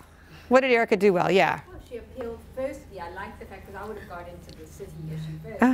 She spoke to her about her family and her values, something that she's emotional about. And Okay, so she connected it to something that matters to her, to Rachel. What else did you like? Larry? Yeah, there's an appreciative ring in her tone, but also we can feel you thinking, you know, trying to think well of the situation and digging deep for that. Yeah. And now we're going to look at improvement. Any thought for what Erica could do to improve here? If our goal is to get Rachel to open up and tell a story. Yeah. have you ever had a bad experience in the city? Yeah. And again, it's kind of like, I mean, on the one hand, it was great that Erica started with what are the values you want to teach. But it was like Rachel started out with, I'm not going into the city. There's what we call in NCBI an emotional ring in the person's voice. When there's an emotional ring in the person's voice, they are saying, I need to get listened to. I have a story. So we're listening for what's the emotional ring, because that's where the story is. And it was like, what I was going to encourage you, there was this, yeah, you were kind of walking around it and really hesitant and, oh, what about the, you know, and it's like the person is saying something and we want to meet them where they are. It isn't about going deeper than where they are, but if you go above where they are, that's not going to work either. You kind of want to meet them where they are. So I'll have Rachel do it again, and what I coach you, and let's just reach for the line about, you know, wow, it sounds like, you know, you're really concerned about going. I'm really glad we're talking about this. Can I go to a place and tell me about that? Did something happen? Did something specific happen? But, and the key phrase is, the spirit I want to do, and everyone kind of open your arms like this. You're doing it's like kind of pour that cup into my hands. I want you to image, pour that cup into my hands. So I want everyone, and we'll come back to this in just 1 second. Just turn to the person next to you, and I want one of you to go, rah, rah, rah, rah, rah. And I want the other person to say, I'm so glad you brought that up. I want you to imagine that spirit. So just try it for a minute. Erica just said something really important, and I'm asking her to repeat it before we try it again. Say it. So realistically, this happens a lot at work and often on the phone, which actually gives me there's a helpful barrier there that's produced through the phone, or they don't see my reaction.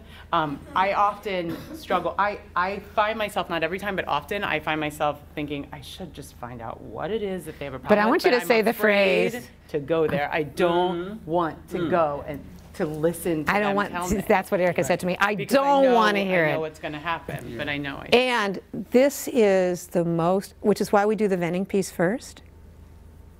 Larry said it to us earlier, doing our own healing is the most important practice for taking leadership around diversity. Because that response, which is fair, legitimate, it's just not the response that's going to be useful for changing someone. If you're in that spot, you aren't going to be the person to change the person, because you have to be able to listen to what's unbearable to listen to. That's the most important practice. So let's try it again. So, and Rachel, this is about not getting the Academy Award for the worst bigot. It's about, that's what we call the role of ally. So make the phrase, but if Erica does something helpful, be willing to shift. And this time we're going to really imagine, you don't have to sort of do, but it's your spirit of, I can't wait to hear the yucky stuff is so what you're saying. And because that is it. Yeah. If the stuff is going to change, and how much is going on in our country right now where nobody wants to listen to the garbage. despicable, deplorable, awful, awful, awful. We are not going to listen to you. And people are going to keep voting the way they vote until we start listening. So somebody's got to have the space inside to listen to crappy stuff. So, okay. Hi, want to volunteer? I totally want to volunteer. Can we set up a volunteer opportunity in Lutherville? Why not the city? Oh, I don't want to bring my family to the city. It's not safe there. Sounds like you may have had some occurrence took place. Can you tell me a little bit more about that? And I'm going to just go to, I'm really glad you're bringing this up. Oh, yes, I'm really glad you're bringing this up. Yeah. I have the time and I'm interested in learning more. Okay. And did you see the difference? I mean, even though you may be doing it through, gritted teeth, but you could tell the difference in Erica's tone when I just was playing with her a little bit to get to that's the tone. Because this person has to know you actually want to hear, because until you've drained that cup, there is no space to move something forward around it. That person's going to have to get listened to for something to shift. If you've already gone down the wrong path, I mean, my honest recommendation is if there is a callback possible, you just go, I think I was really hard on you last week and I'm so sorry. I know that's not very useful. I apologize. I'd love to hear. And if you do it genuinely, the person may yell at you for how you were first. You may have to listen to that. When you said that, you may have to listen to them screaming at you first, but you've opened that door. But, we get to make mistakes. You go down the wrong path, fortunately in many situations there isn't again. And you get to try it again. I mean, I feel like that's so part of my being is, I put a hand on someone, it's your decision. If you think, touch can be useful, it can totally not be useful. It's your decision with who that person is. All right, so let's try this one here. They live in trailers, throw out the trash and get the check in the mail. Who put that? Sally. That's yours. Come on up. Hey. Can I just say in preference to that, this was said almost casually, almost kind of joking. There's almost no emotion behind it. It's just kind of a funny story. And that's what's hard for me is like, how do you respond? Exactly. Okay. So the line is they live in trailers and throw out trash and get their checks in the mail. Throw the trash out in the backyard. Okay. Oh, okay. All right. Okay. All right. So anyway, whoever it was that said that, they're not here now. So we're going to give you a chance to vent to that. And the venting piece is really important. Put your hands on my. It's important because the key piece in this is that you cannot think. It's hard to think and feel at the same time. We start feeling, we're only operating from the neck down, and we're thinking we're trying to engage the mind, and it's hard to get there when the feeling is sitting on top of us. So now you get that, empty that cup, and I'm going to say to you, they live in trailers, throw out the trash in the back. Everybody gets a check in the mail there. So who are you talking about? I mean, we're talking about a hole in my ceiling, and you're telling me stories about people you. Well, they live in trailers, and lots of them have holes in their ceilings too, and they throw out trash in the back, getting their checks in the mail. But it seems totally inappropriate for you to just mention this casually in conversation. It is. Let me give you a line. Just shut up, you stupid jerk. That's a horrible thing to say, Well, he got to fix my ceiling, so I don't want it to make him mad at me. Well, okay, he's not here. He's not here. Okay, just stop. I don't want to hear your stories. Yeah. Let's just keep the focus on what we're talking about. Stop telling me this casual racist crap. Yeah. One more time. It's casual racist crap. All right. Good job. It ain't easy, I know, but she did real good. Well, Thank you. I'm not very confrontational, so. Oh, well, but you're trying to give your hand with. So let's get a volunteer. Can someone come up who will play the role of this person who used these terms and got Sally kind of upset? David, come on up, David. Yay! Thank you. Welcome to the front of the class. Now, you got the idea. Those lines, well, don't want to try to be too, creative and add more to it than what we have there. Now you going to practice being effective. Okay. So you don't want to be hardline. If she says something that could cause you to start thinking, and you can respond to a thoughtful comment, but we'll just give it a go a couple of times. Use these lines. They live in trailers, you know, throw the trash out back and check in the mail. So you ready? Take a deep breath.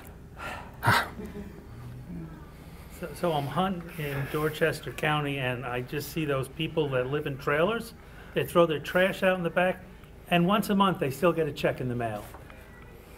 Can you tell me a little bit more about who these people are? Have you ever actually talked to them? No, I'm driving by, and I see them throwing their trash out of their trailer.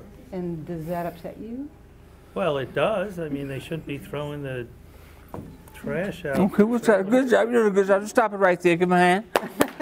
You're doing good. Both of you are. You're doing good too. Now, let's just take a look at what Sally is doing good. What you like about the way she's handled this comment this first go round. What did she do well? Right here. Mm-hmm. Her voice is very calm and soothing. Voice is calm and soothing. I liked how you said, does that upset you? Yeah, that was great. You went right there to the place where we don't really want to hear what's going on. Anybody else what's going well? Specific, exactly. Try to get right to the kernel of it. Now, what could have made it better? What would? Yes. Maybe if she says, "It sounds like that upset you." Yeah. Because when I heard that, I thought like, "Oh no, she's questioning him." Yeah, exactly. That was kind of good intention. So maybe just rephrasing it to say like, "It sounds like that was upsetting," or "It sounds like that upset you." Yeah. You sound upset. Yeah. Great. It's Thanks. not getting justifying it, but acknowledging Yeah. what you're hearing. Okay. So right now in this piece here, was there a hand over here? Okay, in this piece here, you're being an ally for the people that are being, joked about or talked about. However, and that's why you're in this position. But in this exchange, you're being this person's ally. So it's okay to be concerned about the person that we call them, the bigot, the person that's in the bigot role. It's okay to have to be concerned about that in this particular case. Okay, your humanity is going to welcome their humanity. So you get to kind of, lighten up a little bit. This is a wonderful opportunity for someone to offer you their stuff right in the palm of your hands, and you get to open your heart and go for it. right for that place there. Let's try it again. You're doing a great job, David. From the top. From the top? Yeah. Oh, okay. Oh, okay. So when I'm hunting in Dorchester County, I see these people. They live in trailers. They throw their trash out the back, and every month they still get a check in the mail. Sounds like that upsets you. Yeah. And why do you get upset about it? Well, they're well, hold up for just a minute. You want to know why? Just tell me a little bit more. Can you tell me more? Just tell me a little bit more about it. Right there. Hold up for just one moment. Very good. Then we noticed just a shift in the tone and sound where there was, you implied, caring and concern, and you did that with the tone of your voice. Okay. Give both a hand, y'all. Okay. Good job. Way to go. Thank you. So we want to give everyone a chance to practice this. Those of you in the line closest to me, you are the role of the ally, which means you are going to make an oppressive joke, comment, or slur. I'm going to ask you not to do it about the identities you at least are aware of that your partner belongs to. Why? It's just harder. And we want you to have a successful experience in trying this. So again, these folks are going to make an oppressive joke, comment, or slur. The folks in the line further away from me and Larry, you are going to, again, tone, try to ask a question. The key is who's doing most of the talking. You want the person who's made the oppressive comment to be doing most of the talking. Otherwise, that cup is not going to drain. All right, so go ahead and try. How many of you were effective? Your partner said something oppressive and you felt like you did. How many of you were effective? You think you did a good job? So who wants to share what was good? Over here? What was the oppressive comment and what was the effective response? The oppressive comment was, those people are all at the store now and they're talking their own language and it's not like it used to be. Okay, and Ashley, and what did Ashley do? Tried to and successfully asked me about what exactly that felt like, and what had I been to that store before, and was there something specific that happened? Good. Okay. How about one more person that was effective? Over here? She was talking about teenagers on the corner. Okay, and what'd you do? And I said, oh, have you ever had a problem with any of them before? And that tone, Rachel, that could melt anybody.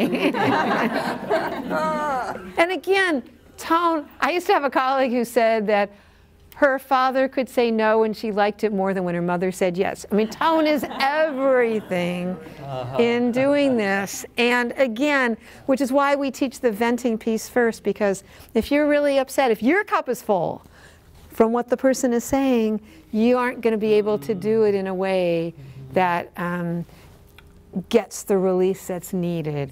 Did someone have trouble with theirs? Your partner said something you didn't know what to do. Over here, Batya, what was it? I'm just kind of clueless.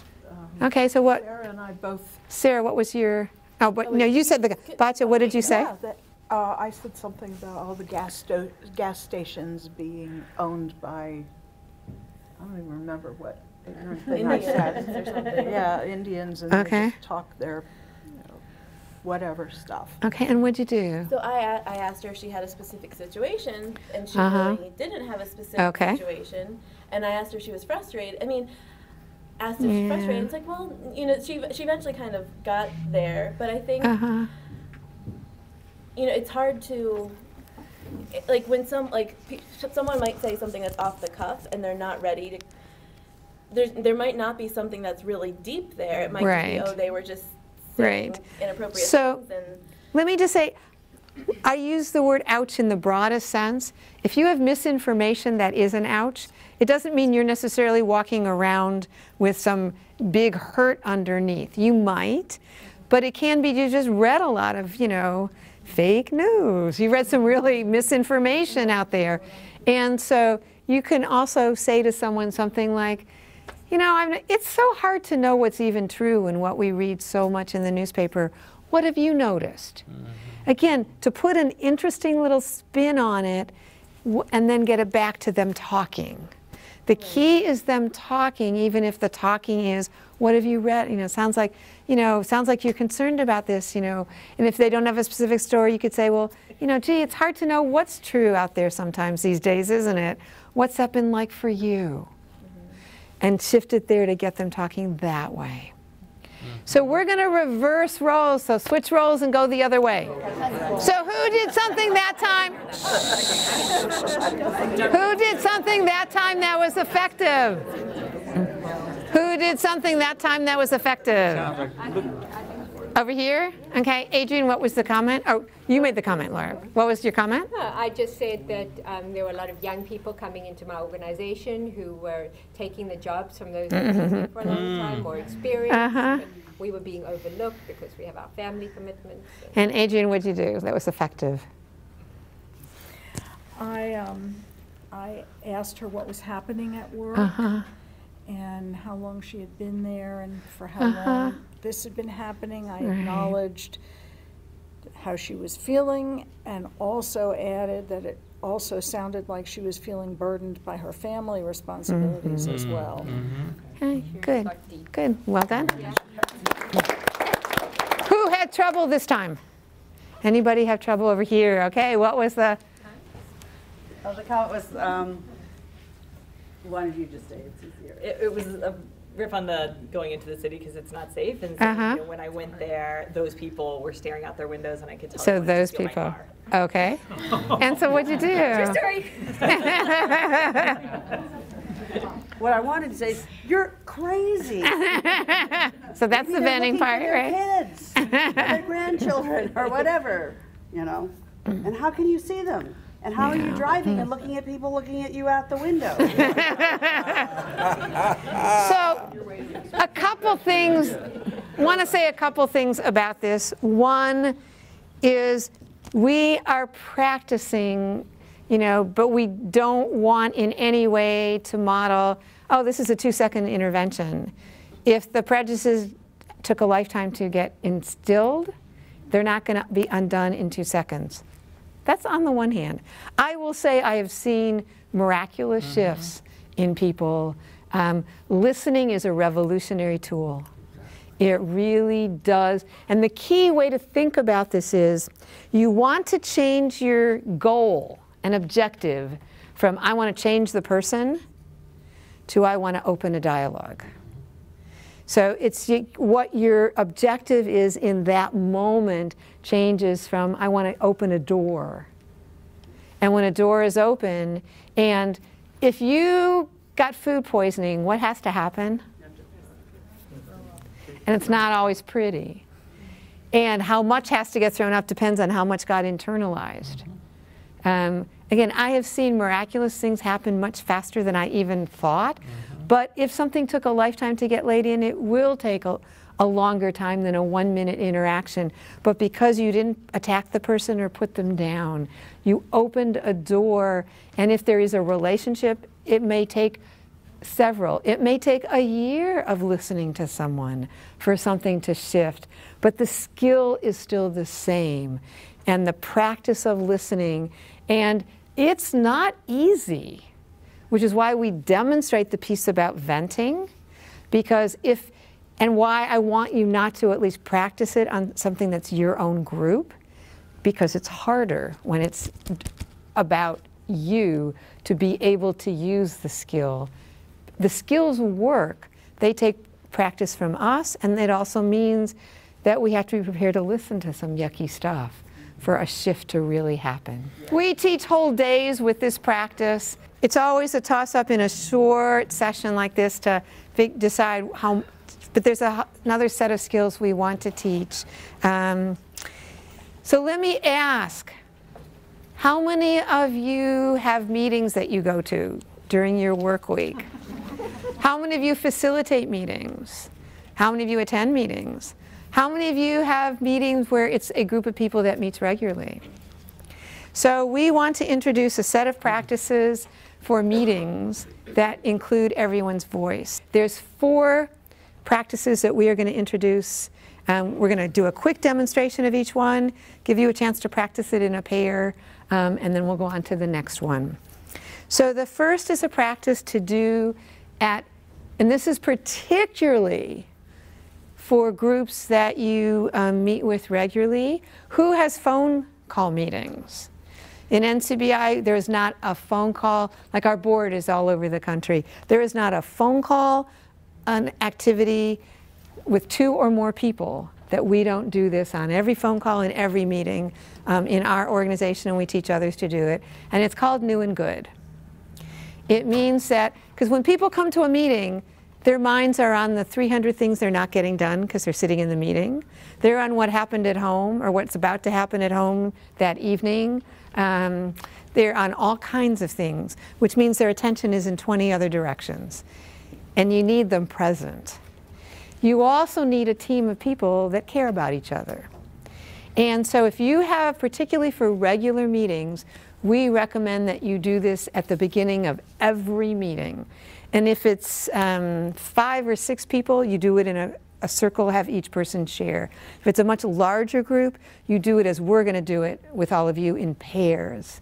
But it's a chance, and if people meet regularly, you get to learn things about each other. So we're going to demonstrate it first. So Larry, what's something new and good? Oh, something new and good for me personal is I have a great granddaughter, the one and only, and she just turned 6 months, and the picture that came out with her posing, I mean, she's a real person already, and she's here. Thanks. Yeah. Well, I just talked to and you know how much I love my niece. I just talked to my niece yesterday, and she's thinking of going to law school, and she's applying to a bunch of schools in D.C. She lives in California. And so I'm like, oh my God, my life would be so happy if she actually came to D.C. So that's like a great possible new and good. Thanks, Cherie. So we're going to invite you to just turn to someone next to you, and each of you take a minute and share something that's new and good in your life. Turn to the person next to you. What's the energy in the room, hearing both ours and those two? You rise the energy you get people more present in the room, and if it's a group that is going to meet regularly, it means you get to learn things about each other, and it takes 5 minutes. 5 minutes of your meeting. Again, if it's a small enough group to have everyone in a sentence say something new and good.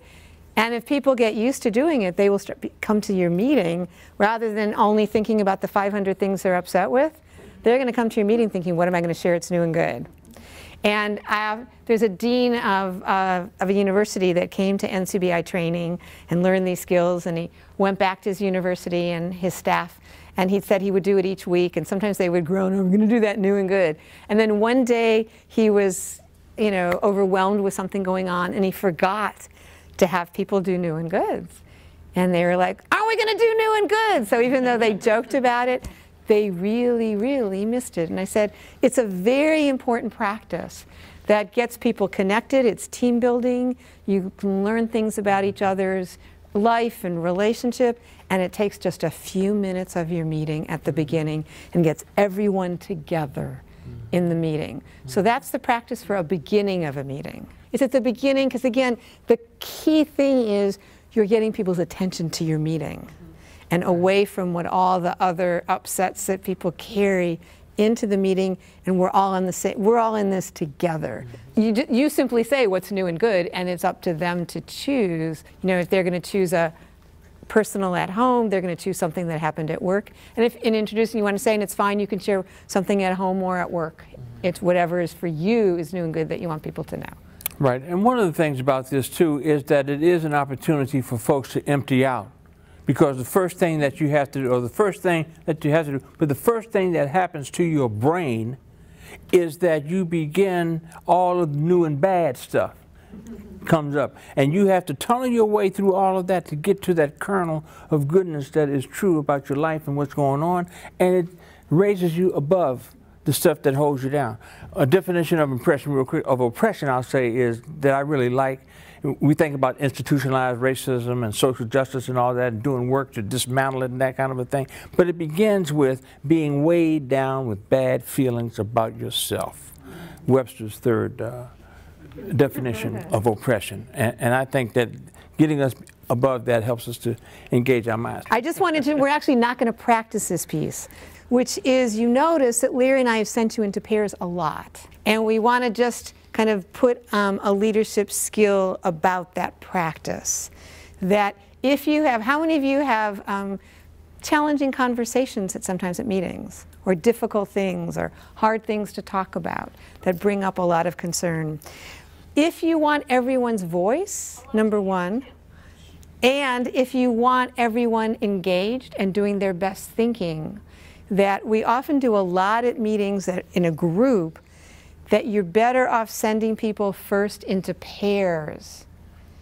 And so if you have something you need to discuss, and again, you could just do a minute. So, I don't know, let's say you've got some budget issue to discuss at this meeting, or what's the strategy you're going to use to move forward about a particular project. And you just say, we're about to talk about blah, blah, blah. Just so we get everyone's thinking, turn to someone next to you, and each of you share a thought. Why? For some people, how many of you are people that in a group like this you can easily put up your hand and talk? I mean, how many of you are not that person? Particularly for the folks that in a group setting have trouble sharing. If everyone's talked, if I just talked to Helene, I got my thinking out. And maybe I'll share it and maybe I won't, but I've at least told somebody.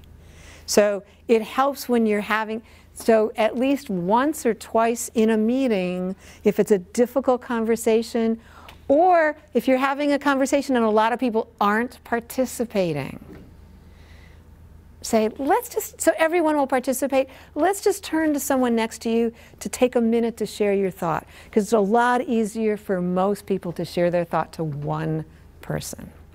So that's in the middle of a meeting. And now we get to the end of the meeting. It's like the principle of new and goods.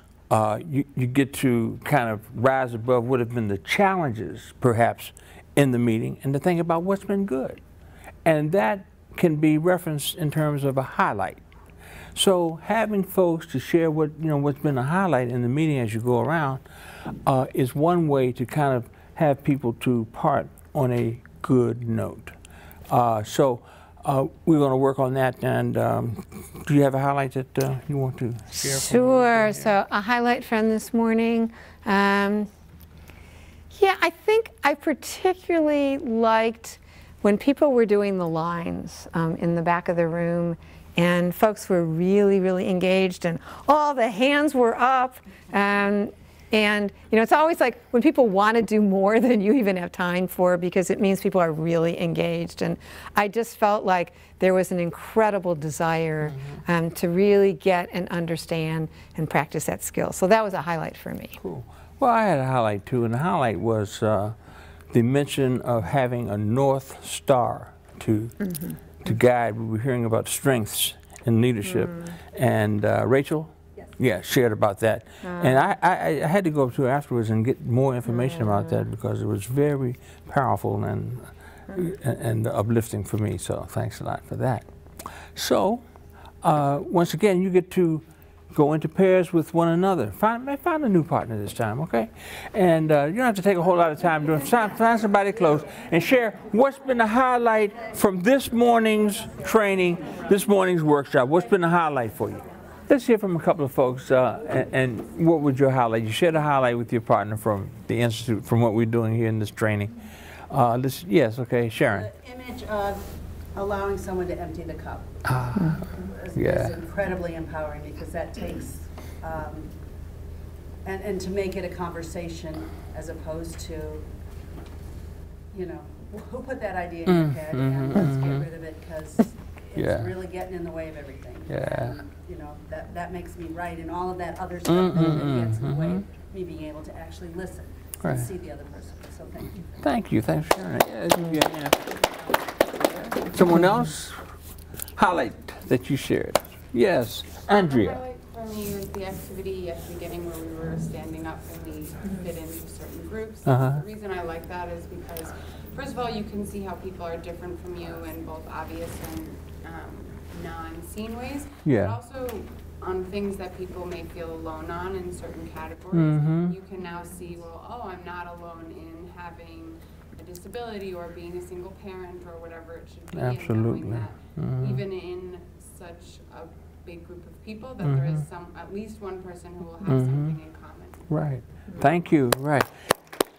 The one thing that I have learned in doing this work is that one kind word, one appreciation, one actual paying attention and noticing someone, one moment of that can change a whole lifetime of stuff that's happened with the person. Just finding belonging somewhere, just getting a glimpse. And if you can be the person that can offer that glimpse of belonging, you've got a lifetime friend. I'm telling you, someone who will follow you to the ends of the earth, almost. But anyway, it is so good to do that, and never underestimate the value and the power in that. So, and just a last piece about the highlights.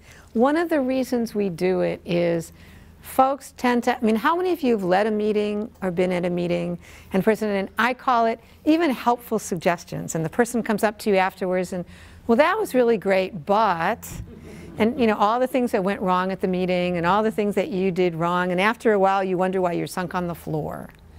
And it's a skill of having everyone at the end of the meeting have to say, and that could have been the hardest meeting. I've had, a board phone call that was like really, really rough, and I'm trying to remember, do I like anybody on that call? And we still at the end say, and even if what the person you say is, we're still in the room together. Isn't that amazing? It's like whatever you can stretch to say that's positive. So you started the meeting with good things to connect, to be present together, and you end the meeting with everybody getting a chance to say, and again, if it's small enough, you do it in a circle. If it's a big meeting, in a pair, one positive thing. So, and it's part of training people. We sat together this last hour, or 2 hours, 3, however long that meeting was. We made effort together. We want to end and all get to say something positive, and it's training people. It's training people to have to be able to think and say, no matter how challenging it is, something positive. So at the end, you send people into pairs and say, everyone say a highlight, and then let's hear from 2 or 3. So you at least, so you end your meeting with people hearing, just like what we did, we sent you into pairs and then had 2 people say a highlight. That you can always do with the big number. So we want to teach one last practice. How many of you like giving appreciation? How many of you like getting appreciation? And there's an art to doing appreciation. And in terms of diversity and inclusion, there's a skill to giving appreciation that's not rooted in the biases of those group identities. Some groups always get appreciated for some things and never for others. And so there's stereotypes that get attached to appreciation, and it's such an important skill. And we teach people for appreciation, same as doing highlights. And appreciations, I wouldn't do at every meeting, but maybe quarterly, particularly for meetings that meet regularly. And again, if it's a small enough group, you can have each person say an appreciation to the person on their right. If it's a big group, as we are, because we're going to model it and have you do it, and we're going to encourage people for this last pair to pair up with someone you know. So to pair up and share an appreciation of one thing you appreciate about that person.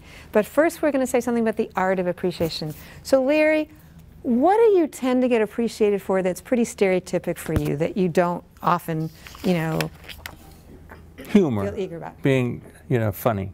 And say why in particular that's going to be oppressive. I think because what happens is in that my thinking is kind of you know, put on the back burner or just totally ignored and not paid attention to, because the thought is that like I'm cracking jokes or something, and which, you know, in reality, I mean, there's a science to the way that I present and put forth that does involve humor, but it involves a lot of serious thinking around theory and human behavior and stuff. Yeah. So for me, I'd say, you know, as a Jewish woman, I feel like I get appreciated a lot for being a visionary, building a great organization, and I'm glad about those things. It's not like I don't, but I always much more want to get appreciated for my humanity, not just the things I do, not just the resources I bring to something, but my heart and humanity. And that's where I feel like a piece of the oppression around Jews sometimes happens, in terms of, because I do a lot of work with lots of mixed groups and lots of non-Jews in terms of what I get appreciated for and what I want to get appreciated for. So we're going to do it with each other, and then again send you into a last pair and encourage folks that if you know that there's someone in the room that you know to pair up for this last pair with someone that you know to do the appreciation piece. All right. So Larry, there's tons of things but I think for this morning, I mean, I think the piece that I so deeply appreciate about you is that two things. One is that you brilliantly figure out in a given moment what needs to be said to move a group forward, and that it always gets said in such a poetic, visionary way. I deeply appreciate that. And the other thing I appreciate so much is that I know a lot about you and a lot about your life, and I feel like that you have every good reason to have been pretty outraged, and that you have figured out a way in your life to lead with such compassion that is so deeply moving to me. And I appreciate that so much about you. Thank you. Okay. We'll take a moment with that. Cherie Brown. Okay. We are really buddies. I mean, we've been, you know, colleagues, but the friendship has been, I guess, the dearest friendship that I've ever experienced in the ways that you have, just backed me, okay? And so I'll say that you kept them from cutting my leg off 20 years ago after a traumatic accident. I mean, no one else was there but you. And you walked in the room at the precise moment. It was like you heard me calling or something. And so that's been the theme. And so what that has grown into now is that a sense of a real playfulness. We have the freedom to play, and you're just a good sandbox buddy. Let me tell you, we can just kick up a fuss and keep on loving one another, and I just appreciate your friendship there. Thanks, dude. Thanks. So, everybody stand up, find someone in the room that you know, and really think about what does that person most need to hear from you. Close out this piece again as a meeting skill, at least on some, again, maybe quarterly. And if it's small enough, you can do it in a round robin where you have each person say an appreciation to the person on their right in a circle, or otherwise send people into pairs. So everyone gets a chance on a regular basis to give and receive appreciation. So those skills of new and good at the beginning of a meeting, sending people regularly into pairs to share thinking, highlights at the end, and then at some regular basis, appreciations. 3 times a year, if this work hooks you and you want more, 3 times a year, and it's right near Hunt Valley, so it's really close. We do 3.5-day trainings in April, August, and November, and leaders come from all over the country. And if you like this work and want to deepen your skills around it, we have that as well. And it was just wonderful working with all of you. So thank you. All right. Just want to really quickly thank our facilitators this morning, Cherie Brown, Larry Bell, for all that they shared with us today. And just a few quick reminders, because I think we're at the very end of our time. And also want to thank all of you for being here today, for being present, for holding this space together. We created like a really awesome space of openness and sharing this morning. So just want to appreciate each one of you as well for being here today. Make sure you take a moment and complete the evaluation. If you have not used the Diversity Toolkit as of yet, please take a moment. We want it to be as full and robust as it can be. We are all contributors to the toolkit as well as users, so please take a moment, go into the toolkit, make sure you share some content in there, and then share it with all of your colleagues to make sure they're doing the same as well. And then also make sure you follow DFI on social media. They have a Facebook page, and I think Aviva also has some information if you're interested in the diversity cohort group. There's also a closed Facebook group as well where content is shared. Thank you all so much. Have an awesome Monday as you go back to your office. Take care.